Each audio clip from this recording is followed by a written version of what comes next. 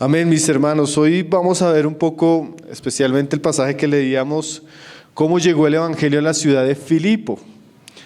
Este es, como sabemos, el contexto del segundo viaje misionero de Pablo. En las reuniones pasadas vimos un poco los movimientos que hubo en cuanto al ministerio y cómo Pablo había llamado a Timoteo para que los acompañara a él y a Silas en este viaje. Entonces, hoy vamos a ver un poco cómo fue la formación de la iglesia en Filipos. Y hay varias cosas que vamos a ver en este pasaje. Es un pasaje tan precioso que ni siquiera quise incluir la parte del carcelero, porque me di cuenta que eso daría para poder entrar en hartos detalles cuando lleguemos a esa porción. Entonces vamos a ver aquí un poco cómo Dios dirigía la obra que estos hombres emprendieron. Eso sería lo primero. Después vamos a ver cómo llegó la predicación a Filipos y especialmente vamos a ver dos mujeres que recibieron el evangelio allí en Filipos.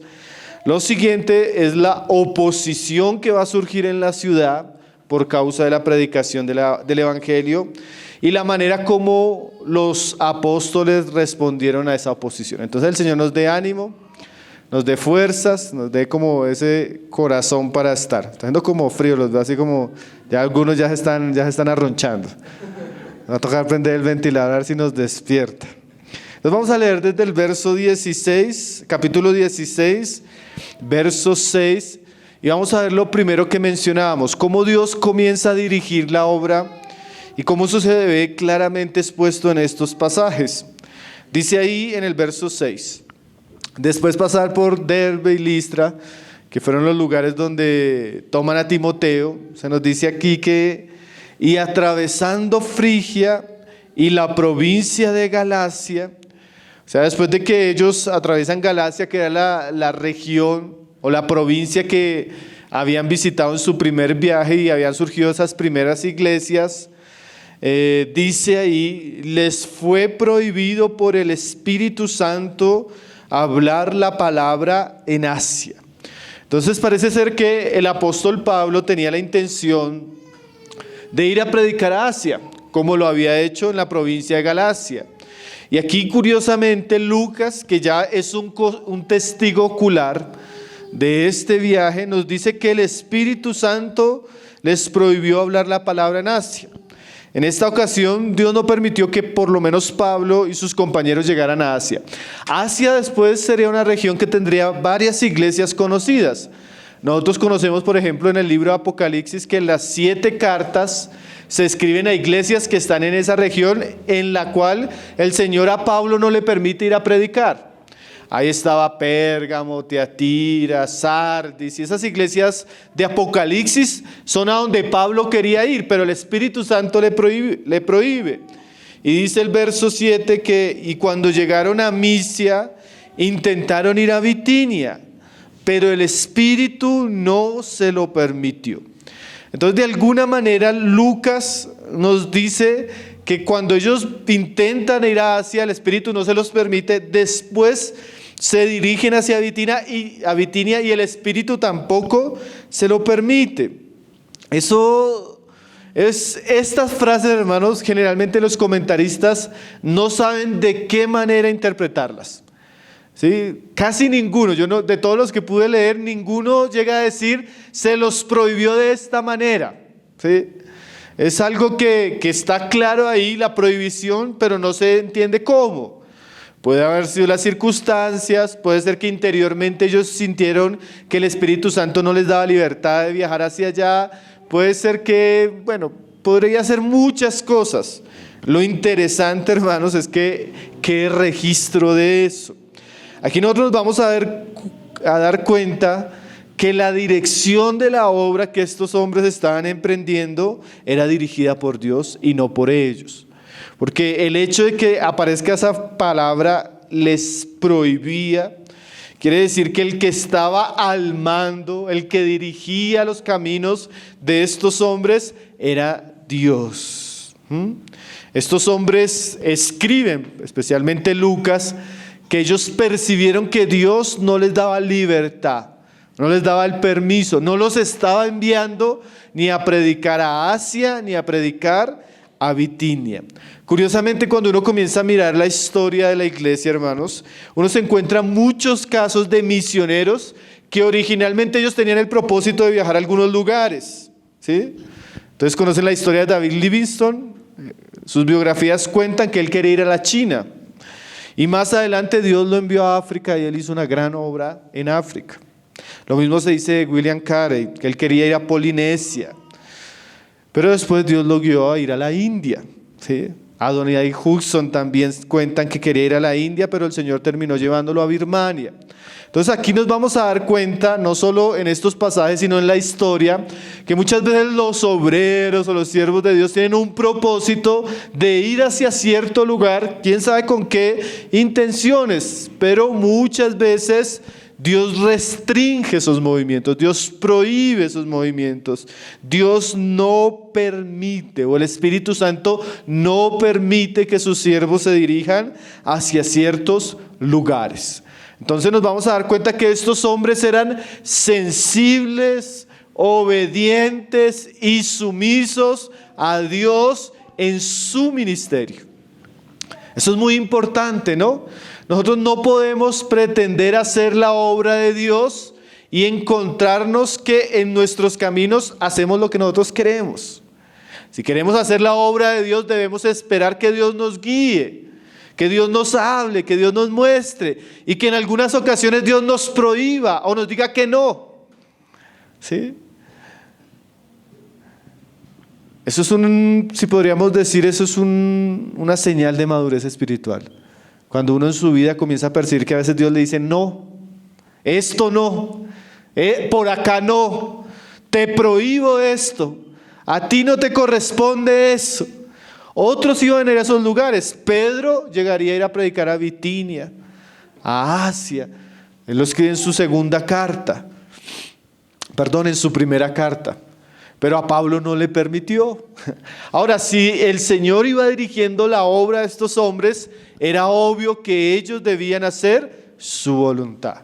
Como alguien decía, la obra que estos hombres estaban emprendiendo, la dirigía el cielo y no la tierra. La dirigía Dios y no los hombres. Ahora, por eso uno encuentra que la obra de estos hermanos era muy exitosa. Por eso uno encuentra que Dios bendecía, prosperaba, los usaba ricamente. ¿Sí? Porque cuando los hombres son obedientes a Dios, como lo vamos a ver en el resto del pasaje, Dios los usa, Dios los bendice, Dios los prospera en su trabajo hacia Él. Y dice el verso 7, y cuando llegaron a Misia intentaron ir a Bitinia, pero el Espíritu no se lo permitió. Y pasando junto a Misia descendieron a Troas.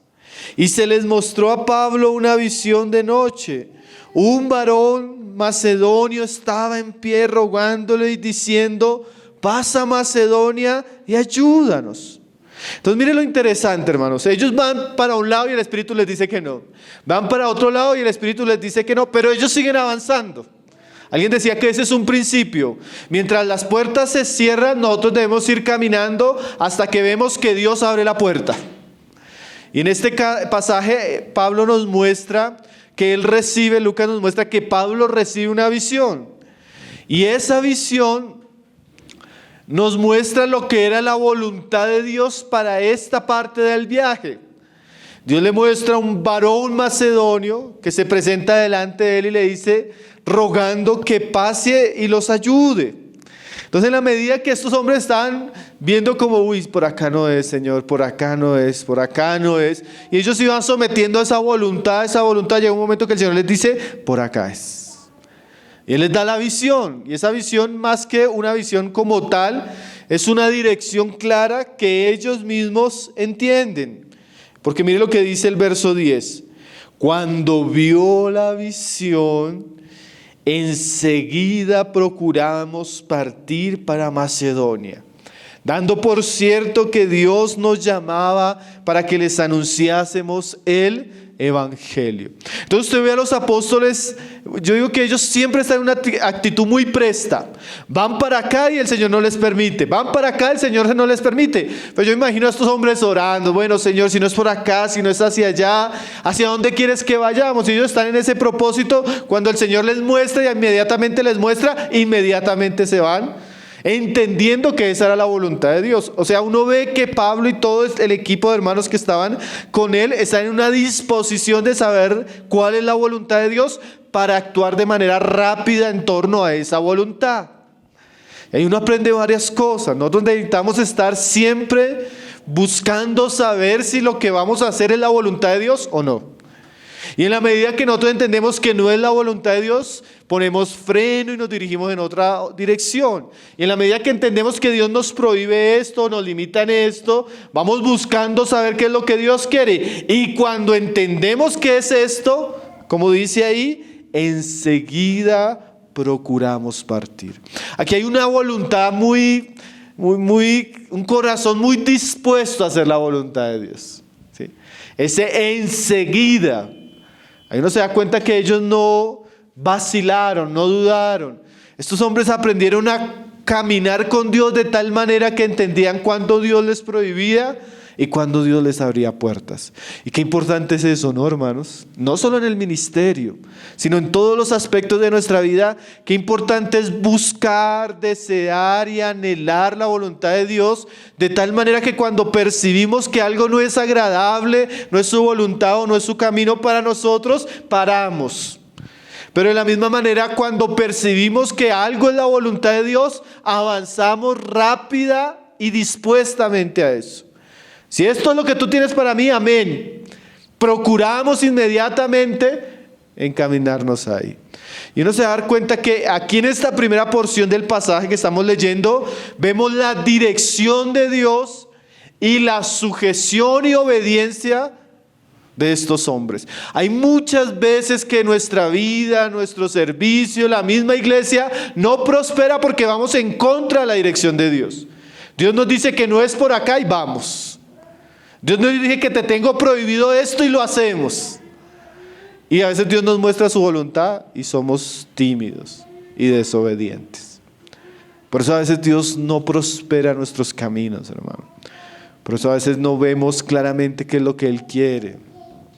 Entonces aquí vemos primeramente la dirección de Dios en estos caminos, hermano. Cuán sensibles, cuán espirituales, cuán temerosos debemos ser para que estas realidades también se vean en nosotros, ¿no? Tremendo que uno diga, no hermano, iba a hacer esto, pero el Espíritu me lo prohibió. Y después iba que quería hacer esto también, hermano, pero el Señor me mostró que no. Pero ahora el Señor me habló que es esto. Tremendo uno hablar con personas así, ¿no? ¿Y cómo le prohibió y cómo le dijo que sí? A veces uno no ni puede explicar. Pero el Señor ama la comunión íntima. Y Él habla al corazón y a través de las circunstancias y por su Espíritu y por la iglesia claramente, ¿no? En estos días hablábamos con un hermano que nos contaba de un hogar, hermano, que eso está... Y era curioso que el hermano decía que todo el mundo se dio cuenta que Dios estaba prohibiendo esa relación. Y ellos no quisieron obedecer y ahorita están asumiendo las consecuencias de meterse en un camino donde Dios no está involucrado. Entonces a veces Dios prohíbe, Dios pone restricciones, Dios pone frenos y la gente ni se da cuenta. Como Balaán, ¿se acuerdan la historia de Balaán? Hasta la burra se dio cuenta que... Y él no se daba cuenta que Dios no quería que fuera por ese camino, hermanos. Y a veces somos así, ¿no? Nos empecinamos en hacer nuestra voluntad contra la voluntad de Dios. Entonces lo primero que vemos en este pasaje, hermanos, es la dirección de Dios en esta obra. El Señor nos ayude a someternos a Él, a sus tiempos, a su voluntad y a sus planes, que como vamos a ver en este pasaje son mucho mayores que los planes que ellos tenían. Entonces dice el verso 11, dice: zarpando pues de Troas vinimos con rumbo directo a Samotracia y al día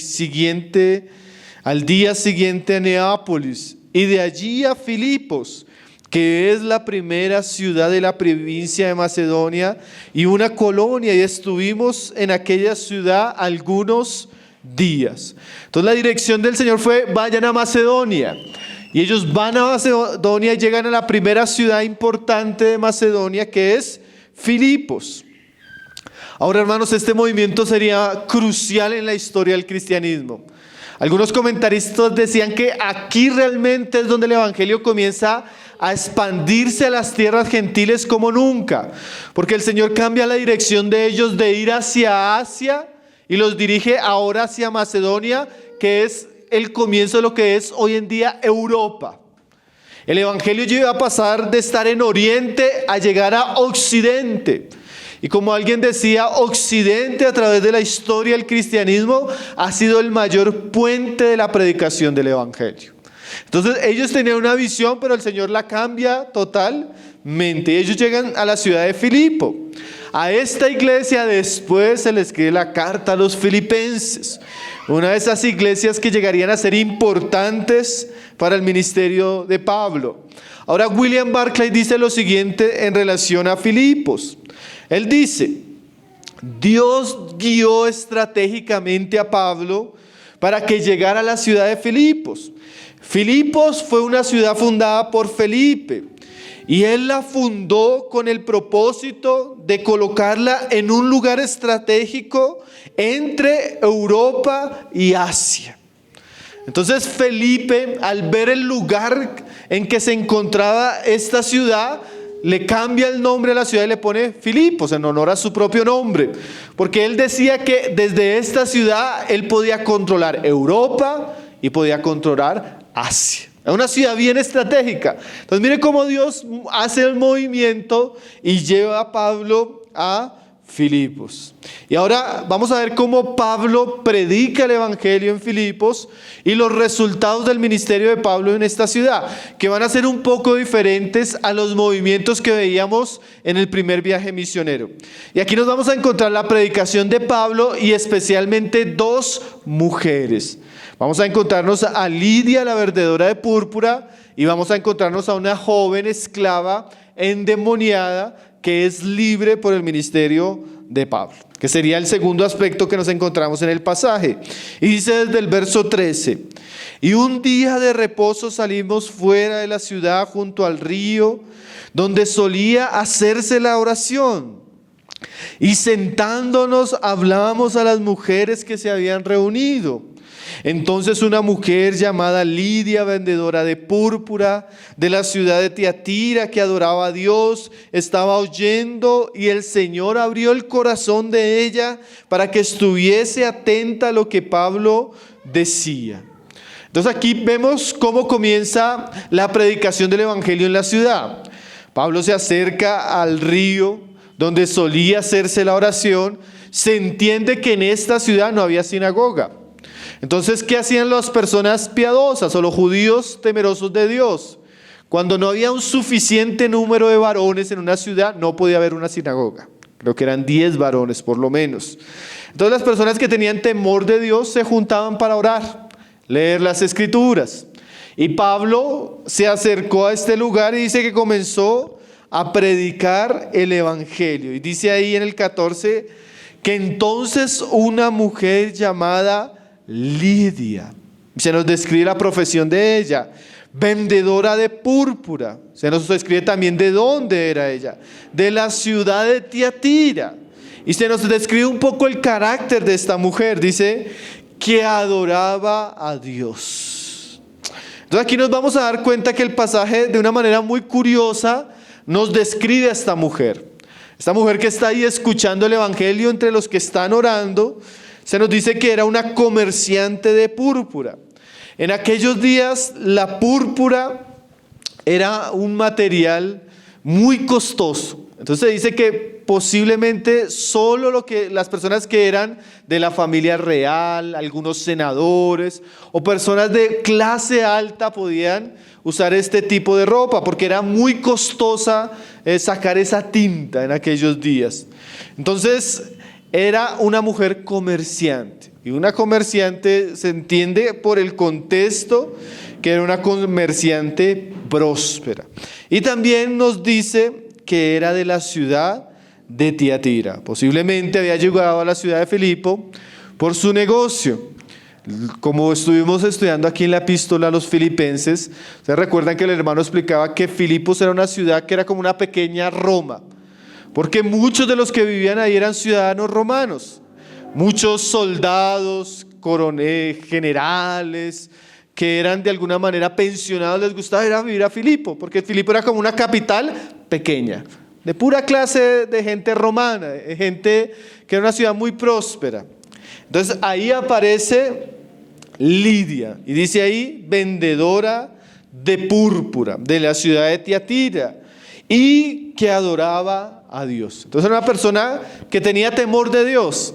Seguramente en el conocimiento que existía del Antiguo Testamento, el conocimiento que existía de la ley, esta mujer procuraba buscar a Dios, como el caso de Cornelio, o como el caso de aquel eunuco que iba a Jerusalén a buscar del Señor. Eran personas temerosas, eran personas que estaban buscando la verdad, eran personas gentiles que de alguna manera querían conocer al Dios verdadero. Y así se encuentra esta mujer, una situación económica buena, piadosa, que está en busca de Dios, y ahí aparece Pablo con la predicación. Y mire lo que resalta el pasaje ahí después que la describe a ella.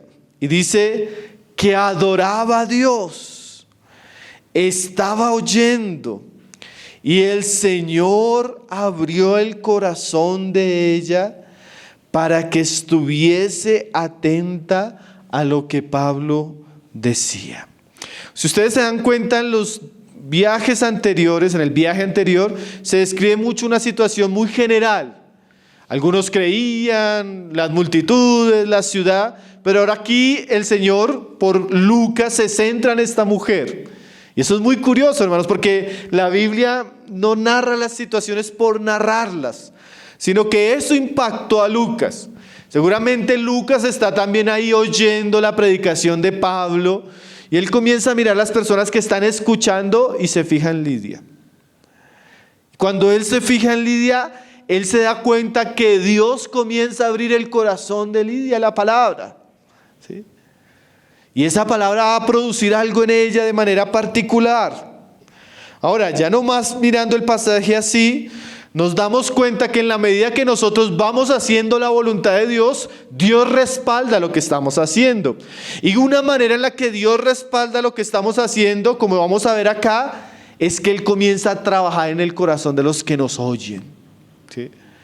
Realmente el predicador puede predicar, pero si el Espíritu Santo no abre el corazón, el efecto de la predicación va a ser muy limitado, ¿no?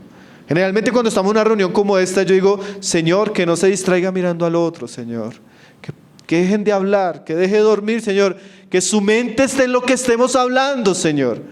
Que la palabra pueda tocar el corazón y penetrarlo, Señor. Que la palabra pueda realmente cumplir el propósito, porque para eso tú nos has traído. Entonces uno debe orar no solo para que las personas estén aquí en cuerpo, sino para que el Espíritu esté obrando en el corazón. Porque a veces no estamos, ¿no? Entonces necesitamos la ayuda del Espíritu Santo. Y eso comenzó a suceder cuando Pablo comienza a predicar. La mujer comenzó a prestar atención. Y Dios comenzó a obrar en el corazón. Dice, y el Señor, porque eso también es algo que solo hace el Señor, ¿no? El Señor abrió el corazón. Qué importante eso, hermanos. Nosotros necesitamos orar para que Dios abra donde nosotros no podemos abrir. Que el Señor toque donde nosotros no podemos tocar. Que el Señor llegue a los lugares donde nosotros ni siquiera nos damos cuenta que existe en lo profundo del corazón. Y eso sucedió en Lidia. Lidia comenzó a oír y su corazón comenzó a ser dispuesto. El Espíritu Santo estaba trabajando ahí. Dice, para que estuviese atenta. Si el Espíritu nos ayuda a estar atentos, el Espíritu nos ayuda a captar lo que estamos oyendo, el Espíritu nos ayuda a que la palabra entre a nuestras vidas, obre en nuestros corazones, ¿sí? Eso es un acto maravilloso y milagroso que hace Dios a través de la predicación de la palabra por medio de su espíritu. El Señor iba a decir eso antes de ir a la cruz, ¿no? Yo me voy, pero voy a enviar otro y Él los guiará. Él les enseñará todas las cosas. Él me glorificará. Entonces necesitamos, y aquí en estos pasajes vemos la necesidad de la obra del Espíritu Santo. Primero vimos al Espíritu Santo prohibiéndoles a ellos hacer ciertas cosas. Ahora vemos al Espíritu Santo obrando en el corazón de Lidia.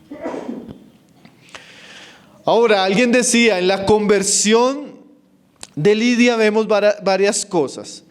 Primero vemos una persona piadosa que está en busca de Dios, en un ambiente muy tranquilo, donde llega la palabra y esa palabra comienza a trabajar en su vida, ¿sí? Ahora, en cuanto a la conversión de Lidia, podemos decir, aunque era piadosa, aunque estaba en la reunión de oración que se hacía en la ciudad, ella necesitaba escuchar el evangelio, ¿sí? Y qué importante, hermanos, hay en ambientes donde realmente uno ve gente religiosa que está buscando de Dios, y qué importante es que llegue el evangelio de manera clara, profunda y verdadera para que traiga salvación. No es suficiente orar, no es suficiente ser, entre comillas, piadoso. Para ser salvo se necesita creer, y creer en el evangelio. Ahora, mire cómo el evangelio llega en un ambiente muy tranquilo, muy sereno de oración, a los corazones de los que están oyendo ahí. Lo otro que vemos en la conversión de Lidia rápidamente es que esa conversión está muy ligada a la atención que ella le presta a lo que Pablo está hablando. Como nosotros sabemos, la fe viene por el oír, y el oír la palabra de Dios. El Espíritu Santo abrió el corazón de ella para atender a la palabra de Dios. ¿Sí? Así es que realmente sucede una conversión. Así es que realmente llega la salvación a una persona. Dios trae a esa persona a una situación donde ella puede escuchar la palabra de Dios, y la fe en esa palabra de Dios produce salvación. Y lo tercero se encuentra en el verso siguiente. Dice ahí: y cuando fue bautizada y su familia. Aquí nos vemos que la predicación del evangelio no solo era para Lidia, sino Dios tenía el propósito de alcanzar también a su familia. ¿Sí? Tener un impacto en los suyos, tener un impacto seguramente en su esposo, en sus hijos, en sus nietos, si los tenía. O sea, la conversión y la atención de Lidia hacia el evangelio no solamente la impactó a ella, sino la impactó a los que estaban con ella, ¿sí? Seguramente hay veces usted se encuentra mujeres que son muy influyentes, ¿sí? Cuando se convierte ella, eso involucra a la familia de ella, ¿sí? En este caso fue así. Lidia era una mujer piadosa, y al escuchar el evangelio y al capturar el evangelio en su corazón, Dios no solo venía por ella, Dios venía por los suyos. Entonces el evangelio en Filipo comienza con la salvación de una mujer y su familia, que al escuchar el evangelio obedecen al evangelio, y dice ahí que son bautizados. Dice: y cuando fue bautizada y su familia, ¿sí? Y dice ahora, mire los frutos del evangelio en la vida de Lidia. Dice: nos rogó diciendo: si habéis juzgado que yo sea fiel al Señor, entrad en mi casa y posad. Y mire cómo dice Lucas: y nos obligó a quedarnos. Lidia no solo se conformó con recibir el evangelio, con que el evangelio tuviera un impacto en su vida, en la vida de su familia, no solo obedeció el evangelio, sino que inmediatamente Lidia se dispone para recibir a aquellos que traen el mensaje del evangelio. Lidia abre las puertas de su casa para la predicación del evangelio. El fruto del evangelio, hermano, el fruto del evangelio aquí es hospitalidad, servicio. Seguramente era una mujer próspera, seguramente tenía una gran casa. Y alguien decía: la casa de Lidia sería la primer sede de la iglesia local en Filipo. Qué cosa maravillosa, ¿no? A veces Dios sabe a quién toca, porque cuando esa persona se convierte en su familia, se abren puertas para hacer reuniones en sus casas y se vuelve una familia cooperadora. Más adelante Pablo va a decirnos que esta fue una de las iglesias que cooperó particularmente con él y su ministerio. Entonces el evangelio llega a Filipos y cautiva a una primera mujer. Una mujer comerciante, próspera, piadosa, que inmediatamente ella abre sus puertas para el evangelio y sus ministros. Esa es la primera mujer, pero hay otra mujer que aparece en el pasaje. Y ahí en el verso 16 nos va a hablar de ella, ya una mujer diferente.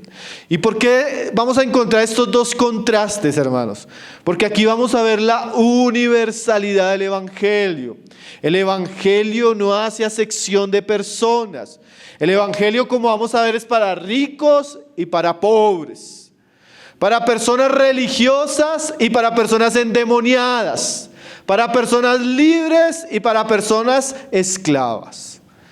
El evangelio es para todos y debe ser predicado a todos. Y la iglesia en Filipos es como un retrato de esa variedad de aquellos hombres que Dios escoge para salvación y los junta como un solo pueblo.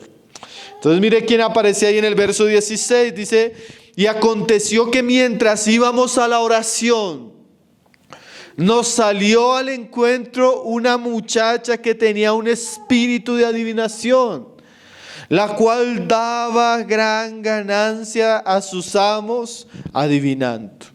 Aquí nos vamos a encontrar otra faceta muy diferente en esta mujer. Se nos dice que era una mujer que tenía un espíritu de adivinación, o sea, literalmente una mujer endemoniada, una mujer que era usada y esclavizada por espíritus demoníacos, ¿sí? Y nosotros sabemos que cuando los hombres se involucran con el padre de mentira, con aquel que ha venido a matar, a robar y destruir, su vida y toda su realidad realmente tiene los frutos de muerte de su señor o de su amo. Entonces era una mujer poseída, endemoniada, una especie de pitonisa.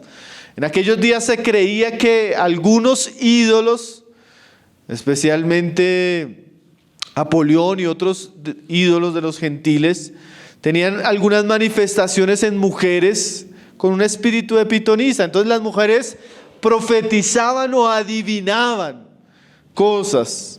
Pero Lucas nos dice que la mujer tenía un espíritu de adivinación. O sea, era una mujer atormentada por demonios, esclavizada por demonios, ¿sí? Cualquiera que, cuando uno va a una ciudad, a un lugar, a una familia donde las personas jueguen con el ocultismo, uno ve la miseria, uno ve la inmoralidad, uno ve la ruina que rodea a esas personas, hermano. Entonces aquí nos encontramos con una mujer no próspera económicamente como Lidia, no una mujer libre, no una mujer piadosa, no, una mujer esclava por el paganismo y el ocultismo de aquellos días. Y no solo eso, dice ahí que la cual daba gran ganancia a sus amos. Además de ser poseída por demonios, era una mujer esclavizada por los hombres. Literalmente era una esclava. Y en la que la ley de aquellos días, los esclavos no valían nada, hermanos.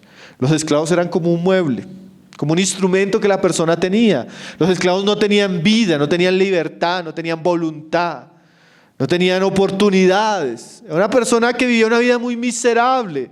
No solo esclava del diablo, sino esclava de los hombres. Oprimida, con el fin de dar lucro económico a sus siervos. Porque dice el pasaje ahí, la cual daba gran ganancia a sus amos. Estos hombres se enriquecían, estos hombres sacaban lucro de la situación de esta mujer, de la posesión que tenía esta mujer. Tremendo, ¿no, hermanos? Y ahí dice que daba mucha ganancia. A veces el diablo, para esclavizar, para matar y para condenar a los hombres, los prospera, los bendice. A veces el diablo prospera, hermanos. Uno a veces no cree, pero a veces cosas que comienzan a prosperar. Monta una licorería y eso prospera y prospera y prospera. ¿Sí? Monta una casa para leer las cartas, el tarot, y eso prospera y prospera y prospera. Pero es una prosperidad engañosa, es una prosperidad para muerte. Es una prosperidad acompañada de ruina, de esclavitud, de miseria. Y esa era la situación de esta mujer. Y miren lo tremendo, hermanos. Dios usó a Pablo en un ambiente muy tranquilo para predicar el evangelio y que Lidia se convirtiera. Ahora es el caso totalmente opuesto. Una mujer endemoniada, esclavizada, atrapada por el ocultismo y por amos que están sacando lucro de ella. Me ponía a pensar, bueno, ¿cuántos casos uno se ve así, no? Hoy en día la prostitución, hoy en día tantas mujeres esclavizadas, viviendo una vida miserable y otros sacando lucro y provecho de la miseria, de la situación desgraciada de las otras personas, ¿no? Sí. Y bueno, Pablo se encontró con mujeres piadosas que están buscando a Dios orando. Pero aquí vamos a ver que Pablo se encuentra con una mujer en una situación terrible, hermanos. ¿Sí? Piensen en una situación lamentable, era la situación de esta mujer. Pero miren lo que sucedió. Esta, siguiendo a Pablo y a nosotros, daba voces diciendo: estos son hombres, son siervos del Altísimo, quienes os anuncian el camino de salvación. Y esto lo hacía por muchos días. Mire lo que Dios permite. Dios permite que el espíritu en esta mujer comience a incomodar a Pablo. Y comience a seguir a Pablo, dice ahí, dando voces. Y no solo un día, sino varios días. Yo me imagino a Pablo bien juicioso con su Biblia, con Silas, con Timoteo, ahí al río a predicar la palabra, a orar. Y la endemoniada detrás, estos, así bien, así con los ojos torcidos, botando baba, estos son siervos del Altísimo.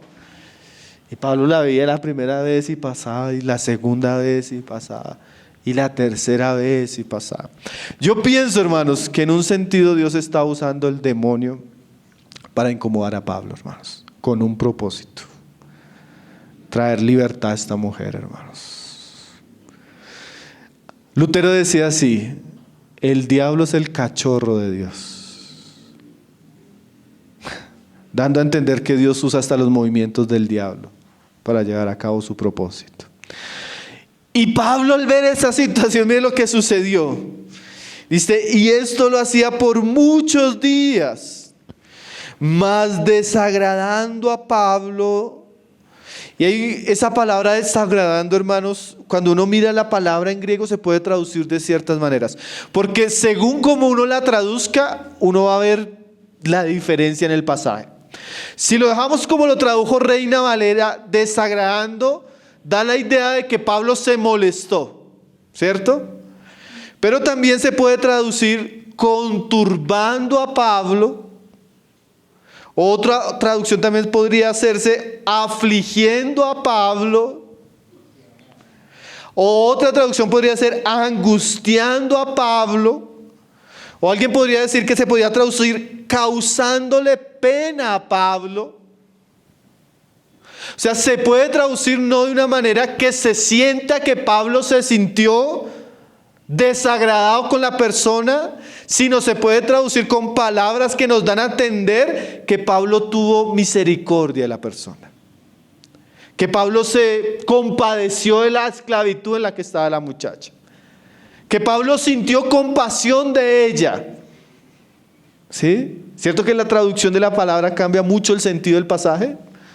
Yo prefiero entender que no era que Pablo estaba molesto, sino que Pablo, al ver la esclavitud de esta muchacha, la posesión de esta muchacha, cómo se aprovechaban sus amos de esta muchacha para lucrarse, sintió compasión de ella y reprendió al demonio para liberarla.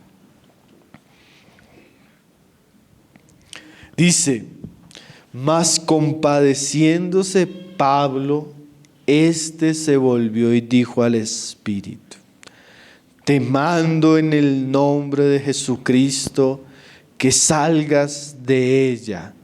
Y salió en aquella misma hora. Así como en la conversión de Lidia, Dios toma la iniciativa porque Dios es el que abre el corazón de Lidia. Aquí Dios toma la iniciativa a través de Pablo para que Pablo reprenda el espíritu y la muchacha sea inmediatamente libre. Esto es un caso bien diferente. Lidia está oyendo la palabra, atenta, en un ambiente de oración.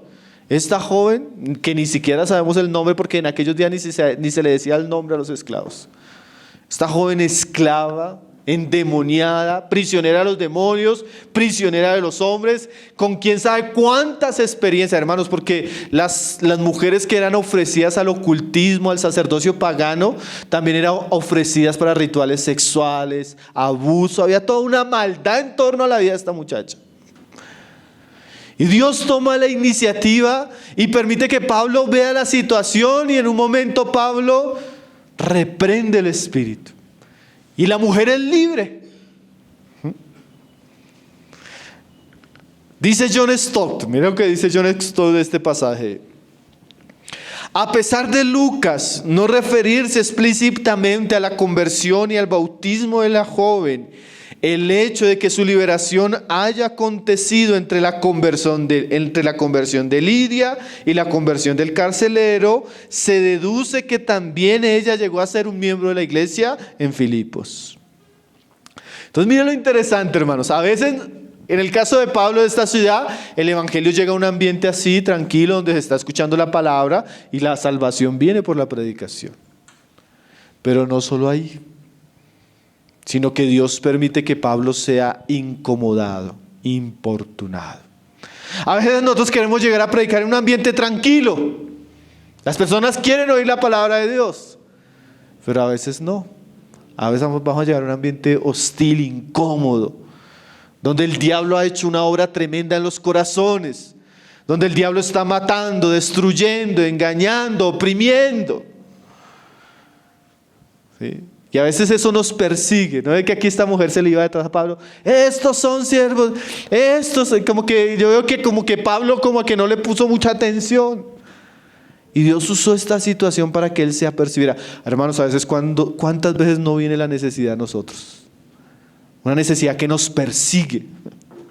¿Sí? Esa persona ahí de verdad, hasta que el diablo está usando para que nos incomode.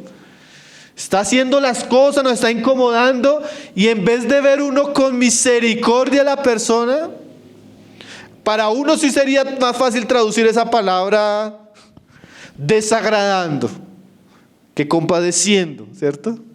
Porque uno a veces se desagrada de las personas. Estos días, había una situación terrible, hermanos. Una persona que está en unas cosas terribles. Y llegó un momento que yo dije, pero en últimas es una persona que está esclava del diablo, oprimida. ¿Qué se puede esperar de una persona así? Como que el Señor me cambió la manera de verla, y después de verla como juzgándola, pude verla con misericordia. Dije, ay Señor, si tú la pudieras liberar con el poder de tu Espíritu, Señor. Está esclavizada del diablo y de sus pecados. No es Lidia, es la joven endemoniada. Pero para ambos casos el Evangelio y el poder de Dios viene a salvar y a transformar. Y eso nos abre mucho, hermanos, el campo del evangelismo a nosotros, ¿no? Porque a veces solo queremos llegar a predicarle a personas buenas, entre comillas, porque nadie es bueno, si no, no necesitarían el Evangelio. Pero a veces nos vamos a encontrar literalmente el que está siendo atormentado, endemoniado, oprimido, esclavizado. Y el Evangelio también es para ese tipo de personas. Un paréntesis, ¿por qué Pablo no dejó que esta mujer siguiera diciendo que ellos eran siervos del Altísimo y les hiciera publicidad? ¿Sí? Bueno, porque el Evangelio no se puede mezclar con ninguna práctica de ocultismo ni de paganismo. ¿Sí? No debemos darle el micrófono al demonio, no como esas iglesias de ¿cómo te llamas? Y le ponen el micrófono al demonio y lo dejan hablar en medio de la reunión. ¿Sí? Pablo no permitió eso en medio del ministerio. Entonces, primero, hermanos, cómo Dios dirige a estos hombres para que lleguen a Filipo. Y segundo, cómo el evangelio llega a dos tipos de mujeres diferentes, que ambas fueron salvas y libres por el poder del evangelio. Lidia, la mujer próspera. Si usted puede pensar en Lidia, una mujer que llegaba bien vestida, así, toda glamurosa, con una casa así, con el mejor carruaje, ¿sí? Y la otra, una joven esclava, endemoniada, con un pasado terrible, seguro, con una vida terrible. Pero a ambas las alcanzó el evangelio de Dios, ¿no? Qué tremendo. A veces nosotros decimos, no, hay que solo predicarle solo a los... No, hermanos, el evangelio es universal y vemos su poder. Ahora, lo tercero, la oposición que ellos vivieron en la ciudad. Dice el verso 19, pero viendo sus amos que había salido la esperanza de su ganancia, prendieron a Pablo y a Silas y le trajeron al foro ante las autoridades. Esta situación hizo que Pablo y Silas fueran arrestados y que fueran llevados ante las autoridades. Ahora, no fueron arrestados por hacer lo malo, sino lo bueno, ¿no, hermanos? Qué cosa tremenda. Cuando Dios trae libertad, el diablo se opone. Cuando Dios está salvando, el diablo resiste. Ahora mire que la resistencia cambia. Si usted mira el primer viaje de Pablo, siempre ¿quién eran los opositores? Los judíos. Siempre fueron los judíos. Ahora el asunto cambia. Los mismos gentiles, al ver que su negocio se está viendo amenazado, se levantan contra Pablo. Y dice en el verso 20, ahí vamos a ver las acusaciones. Y presentándolos a los magistrados dijeron, estos hombres, siendo judíos, alborotan nuestra ciudad. Entonces los acusan de dos cosas. Primero, de ser judíos. ¿Y por qué los acusan de ser judíos? Porque Filipo se caracterizaba por ser una ciudad romana. Y ahí solo la gente de la ciudad eran romanos. Y ya el hecho de que estos fueran judíos, los judíos tenían fama de sediciosos, los judíos tenían fama de religiosos, los judíos tenían una fama que para los romanos era gente muy menospreciable, pero no solo eso, dice, alborotan nuestra ciudad. Ahora nosotros sabemos que eso es una falsa acusación, ¿no? Ellos no estaban alborotando, estaban trayendo el evangelio y estaban trayendo libertad. Y dicen también, y enseñan costumbres que no nos es lícito recibir ni hacer, pues somos romanos.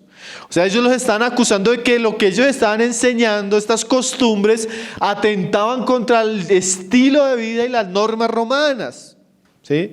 Acusaciones que comúnmente se irían a ser muy conocidas en el Imperio Romano. Que Pablo y los apóstoles hablaban en contra de César, que Pablo y los apóstoles eran sediciosos, o que Pablo y los apóstoles estaban generando un tumulto en la ciudad. Y mire lo que sucedió, eso no solo fueron acusaciones, sino que dice el verso 22, y se agolpó el pueblo contra ellos, y los magistrados, rasgándoles las ropas, ordenaron azotarles con varas. Tremendo, yo pienso que uno hubiera dicho, bueno, llegaron a esta ciudad y no fue como las otras ciudades. Que en las otras ciudades se convertía gran multitud de personas, que en las otras ciudades se veían multitudes dispuestas a escuchar la palabra. No, aquí solo 2 mujeres. Pero por causa de esas 2 conversiones, el diablo causa un tremendo alboroto. Dice que todo el pueblo se juntó contra ellos. Y no solo eso, los magistrados. Y dice que en esa turba le rasgaron las ropas y ordenaron azotarles con varas. El castigo con vara, pues lógicamente era un castigo corporal y muchas veces terminaba con la muerte. Ahora, estos hombres fueron azotados injustamente, porque Pablo también era ciudadano romano. Y en otra ocasión, ustedes recuerdan en Jerusalén, cuando le van a azotar, Pablo dice, yo soy ciudadano romano. Y el centurión no lo azotó porque sabía que era ilegal. A un judío sí lo podían azotar, pero a un ciudadano romano no lo podían azotar sin antes haberle juzgado. Ahora, es curioso, hermanos, porque es que aquí uno ve la providencia de Dios en todo este pasaje, que Dios dejara que ellos fueran azotados y echados en la cárcel injustamente. ¿Por qué? porque ellos tenían que llegar a la cárcel a predicar el evangelio. Entonces Dios permite que ellos sean azotados, que reciban el castigo físico, que en algunos casos realmente era muy cruel. Los historiadores que hablan de cómo los romanos azotaban a los presos o a las personas culpables, decían que literalmente era un castigo deshumano, brutal. Muchas veces las costillas, como cuando usted mira las imágenes de las películas de Cristo, así que son un poco explícitas, la carne quedaba expuesta por los varazos que recibían las personas. Y generalmente la sangre corría, era una imagen bien desastrosa, bien fuerte, eran muy crueles los romanos. Entonces imagínense que Pablo, después de predicar, liberar a esta mujer de la posesión, llegan y son azotados de esta manera. Y no solo eso, dice ahí en el 23 lo siguiente, dice, después de haberlos azotado, y mire esta palabra, mucho. O sea, no solo fueron azotados poco, ni solo fueron azotados, sino fueron azotados mucho. Dice ahí, les echaron en la cárcel, mandando al carcelero que los guardase con seguridad, el cual, recibido este mandato, los metió en el calabozo de más adentro y les aseguró los pies en el cepo.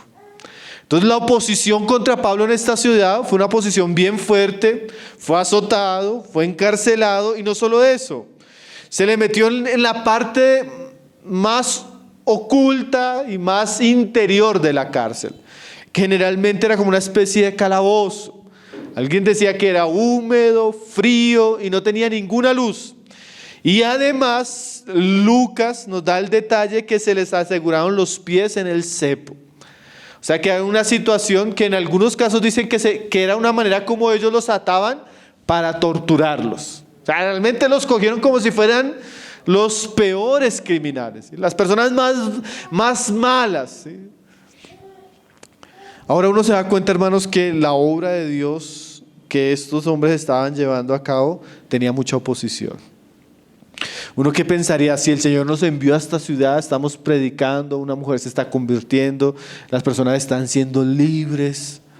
Uno pensaría que de pronto va a haber un reconocimiento al trabajo de Pablo, ¿no? Uno pensaría que de pronto Dios va a permitir que Pablo sea elogiado por lo que ellos están haciendo. Pero de una manera muy evidente se ve una oposición muy diabólica, muy contraria, una resistencia. Y así como nosotros vemos principios de cómo ellos servían a Dios, cómo Dios bendecía la obra, también esto, como lo estamos viendo en Nehemías, siempre vamos a ver que cuando Dios está haciendo algo, hermano, el diablo se opone. El diablo genera resistencia. El diablo levanta problemas. El diablo quiere callarnos. El diablo quiere limitarnos. El diablo, hasta literalmente, como dice Pablo, Dios permite que el diablo venga y lo golpee en su rostro. Y no solo en su rostro, como dice en 2 Corintios, sino golpee su espalda y reciba muchos azotes. La obra de Dios siempre sufre oposición, hermanos. A veces uno quisiera servir y que no hubieran dificultades, problemas, oposición. Pero siempre que ellos llegan a un lugar, ese lugar recibe bendición, pero ellos reciben oposición. Y lo último, que también es precioso, fue cómo respondieron ellos ante el sufrimiento y ante las pruebas. Verso 25, que ahí iríamos terminando el pasaje por hoy. Como les decía, daría para seguir con el tema del carcelero, pero yo considero que es un pasaje tan precioso que lo vamos a estudiar próximamente solo en una reunión. Pero dice ahí el verso 25, pero a medianoche, y recuerde que estos hombres han sido azotados, recuerde que estos hombres tienen las espaldas heridas, abiertas, recuerde que estos hombres están ensangrentados, y recuerde que estos hombres tienen los pies en el cepo. Pero curiosamente Lucas dice que a medianoche, ¿qué estaban haciendo estos hombres? Y que sería el último aspecto, la respuesta de los obreros ante la oposición. Dice, a medianoche, orando Pablo y Silas, cantaban himnos a Dios y los presos los oían.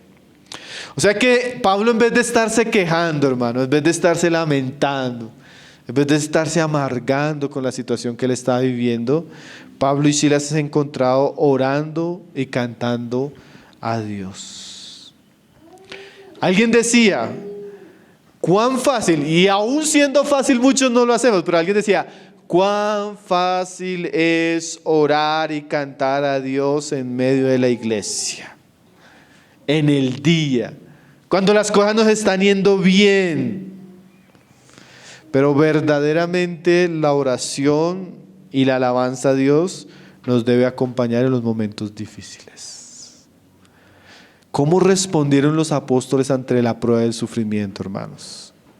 Estos hombres no se llenaron de miedo, estos hombres no se llenaron de dudas, estos hombres no pensaron en abandonar el ministerio, estos hombres no se amargaron con las personas que los habían enviado a la cárcel, ni con quien los había golpeado. Estos hombres decidieron en el momento de la prueba buscar a Dios y darle gloria. Alguien decía, aquel que ora y canta a Dios en los momentos difíciles no está preso, está libre. Tan libre como acercarse a la presencia del trono de Dios. Tan libre como para ofrecer alabanzas. Pero a medianoche, hermano, nosotros no oramos a medianoche ni en los días buenos. ¿Sí? A veces ni cantamos en nuestra casa en los días buenos, hermano. Es fácil hacerlo y algunos ni siquiera en los días buenos damos gracias a Dios. Mucho menos en los días difíciles. Pero estos eran hombres maduros, comprometidos, consagrados. Dice, orando Pablo y Silas cantaban, hermanos. Esa frase, cantaban himnos a Dios. ¿Sí? Me imagino a Pablo y a Silas allá cantando, Dios supremo eres, ¿sí? Soberano en gloria, eres incomparable. ¿Sí? ¿Quién sabe qué estaban cantando, hermanos? ¿Sí? Watchman dice que una característica de un hombre espiritual es que él comúnmente está cantando a Dios. ¿Usted canta a Dios, hermano? En su vida devocional, en su trabajo, en lo que hace. De su boca salen alabanzas en todo tiempo. Bueno, eso es una característica de un hombre que está lleno de Dios, de Cristo, del Espíritu.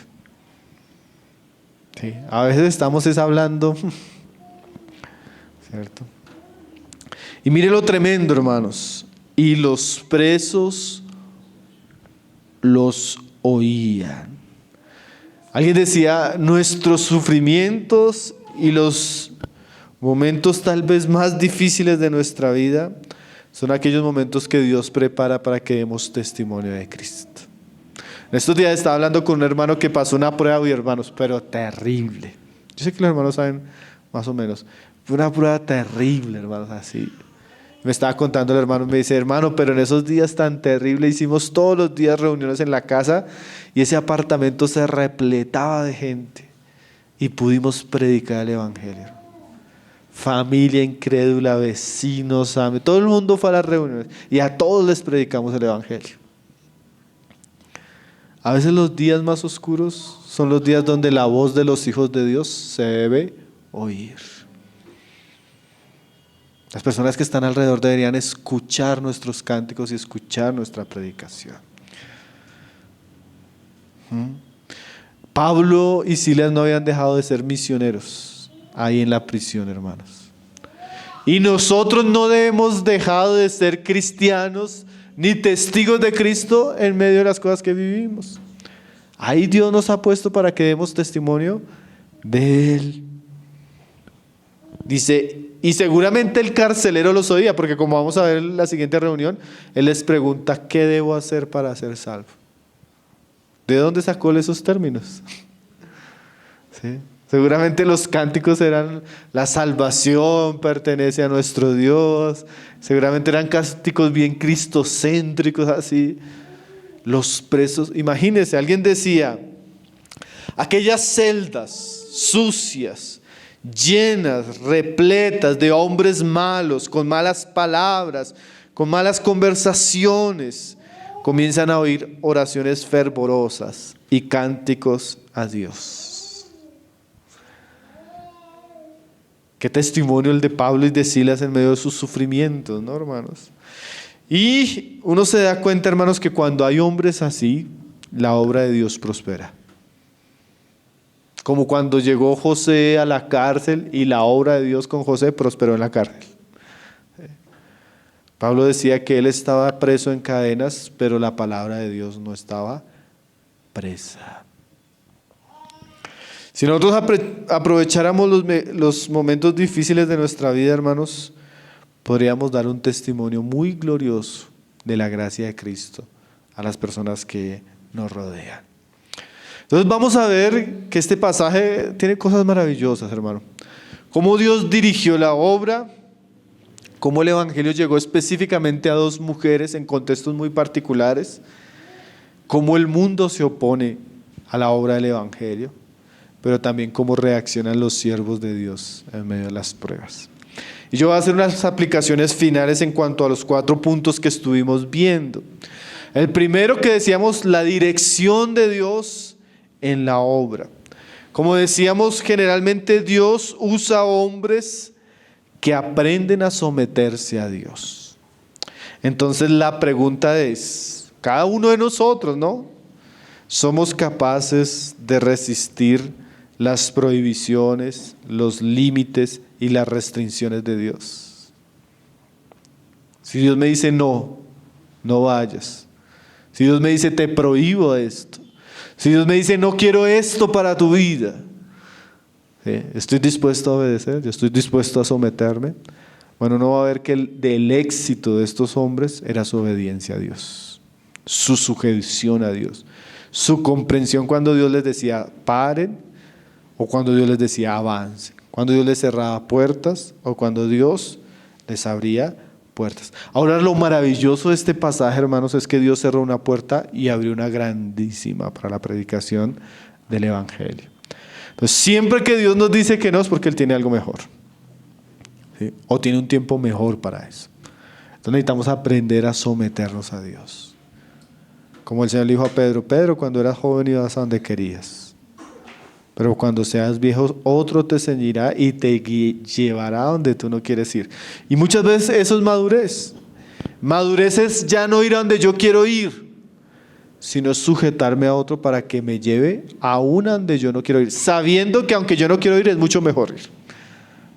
Y eso incluye todo, hermano, no solo el servicio, incluye las decisiones personales, decisiones familiares, la vida de la iglesia, nuestro servicio a Dios, hasta nuestro trabajo secular. Su trabajo secular va a tener bendición cuando usted entiende que eso es lo que Dios le ha puesto a hacer y usted sigue a Dios ahí. Segundo, que lo veíamos en la predicación del evangelio en Filipos. Hermano, el evangelio es para todo el mundo. Nosotros necesitamos abrir los ojos a aquellas personas que Dios ha dispuesto para oír la palabra, pero necesitamos también abrir el ojo para aquellos que están oprimidos, atormentados y esclavos, porque seguramente para ellos también es el evangelio. Personas prósperas, personas miserables, personas esclavas, personas libres. Nosotros tenemos un campo muy amplio y el evangelio puede hacer obras maravillosas en los que menos parece. Tercero, no podemos desconocer la oposición, hermanos. Los problemas, las luchas, las dificultades del camino no son un accidente, son parte de la voluntad de Dios, ¿no? Dios sabía por ustedes, ¿será que Pablo decía, ¿será que hay alguien aquí en la prisión por la cual el Señor me ha mandado a predicar? De pronto no. Él estaba mirando a Dios, estaba alabándole. Pero hermanos, ahí Dios tenía a alguien que necesitaba escuchar el evangelio. Entonces a veces nosotros nos frustramos con las situaciones, no queremos estar en tal lugar y tal vez Dios nos pone ahí donde no nos gusta, es para que seamos luz. ¿Sí? Recuerdo una vez que mi esposa me decía, amor, yo estoy aburrido en este trabajo, pero si el Señor me mostrara para qué me trajo, así sea una sola persona para evangelizarla. Y curiosamente después uno de esos días una compañera llegó con una necesidad tremenda, comenzó a evangelizarla, terminamos evangelizando la familia, su mamá enferma de cáncer a punto de morirse, le pudimos predicar el evangelio. Ella después dijo, uy, el Señor me llevó a hacer esa oficina solo por esa persona. A veces Dios nos lleva a lugares que no queremos para salvar un alma, hermanos. Y Dios nos abra los ojos para ver las necesidades que tenemos a nuestro alrededor. Y cuarto, la respuesta de los apóstoles ante las dificultades. ¿Cómo respondemos ante los sufrimientos, hermano? ¿Cómo respondemos ante las cosas injustas? Bueno, Dios quiere que lo adoremos a veces en los momentos difíciles, en los momentos de prueba, que demos gloria y demos testimonio de su gracia. Así surge la iglesia en Filipos. En la siguiente reunión vamos a ver cómo Dios salva al carcelero. Ahí quedamos ahí en medio del versículo. Pasaje maravilloso, que el Señor pueda hablar a nuestros corazones de la manera que llegó la iglesia a surgir ahí en Filipos.